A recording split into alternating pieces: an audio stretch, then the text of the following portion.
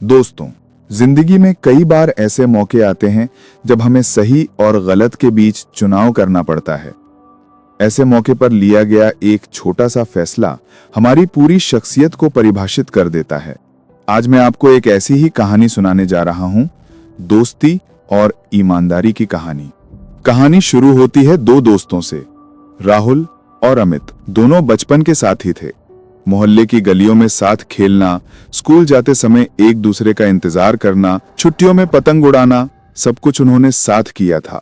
लेकिन वक्त के साथ जिम्मेदारियां बढ़ीं और दोनों अलग अलग शहरों में अपनी अपनी जिंदगी में व्यस्त हो गए। सालों बाद एक दिन अचानक उनकी मुलाकात हो गई। पुराने दोस्त को देखकर दोनों के चेहरे खिल उठे। ढेरों बातें होने लगी, बचपन की यादें, शरारतें और पुराने वक्त की कहानियां। हंसते हंसते वक्त का पता ही नहीं चला। कुछ देर बाद अमित ने कहा, चल यार बाजार चलते हैं, थोड़ा घूमते हैं, गपशप भी होती रहेगी। राहुल ने हामी भरी और दोनों बाजार की ओर निकल पड़े।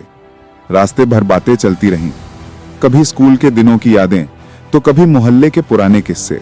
यादों का सिलसिला थमता ही नहीं था।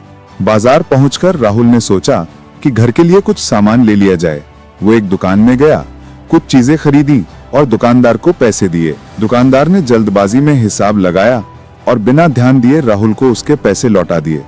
लेकिन गलती से दुकानदार ने राहुल को 1000 रुपए ज्यादा वापस कर दिए। राहुल ने पैसे हाथ में लिए और बिना सोचे समझे अपनी जेब में डाल लिए।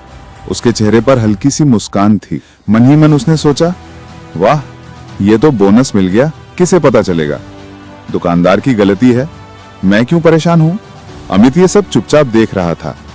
कुछ पल बाद वो धीरे से बोला, राहुल, याद है बचपन में तू हमेशा कहा करता था कि सच्चा दोस्त वही होता है जो हमें सही रास्ता दिखाए।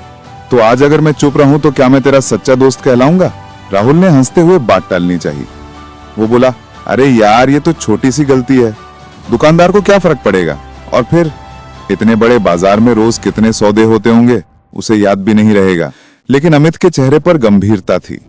वो शांत स्वर में बोला, फर्क पड़ता है दोस्त, ये गलती सिर्फ पैसे की नहीं है, ये ईमानदारी की है। सोच, अगर ये 1000 रुपए तुझे मिल भी गए तो क्या तू इन्हें चैन से खर्च कर पाएगा। हर बार जब इन पैसों से कुछ खरीदेगा तेरे मन में यही खटक रहेगी कि ये पैसे तेरे नहीं थे। राहुल कुछ देर चुप रहा। अमित की बात उसके दिल को छू गई।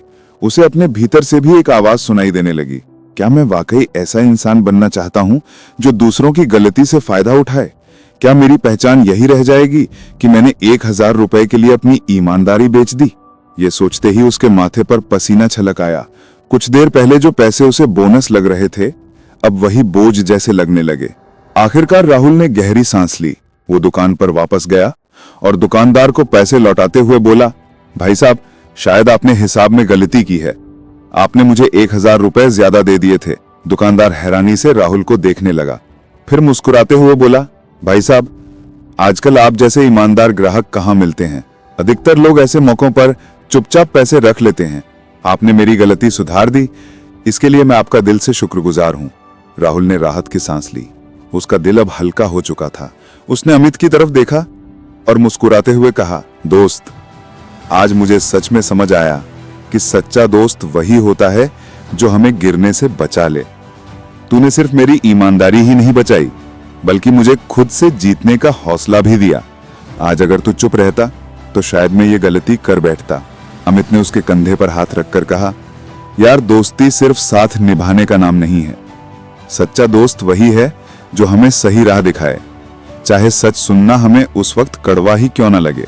और याद रख, ईमानदारी का सबसे बड़ा इनाम पैसा नहीं है, बल्कि वो सुकून है जो हमें खुद से जीतने के बाद मिलता है। दोनों दोस्त आगे बढ़ गए, लेकिन इस छोटी सी घटना ने राहुल को गहरा सबक दे दिया। उसे एहसास हो गया कि जिंदगी में चाहे हालात कितने भी कठिन क्यों न हो, सच्चाई और ईमानदारी का रास्ता ही हमें असली सुकून देता है।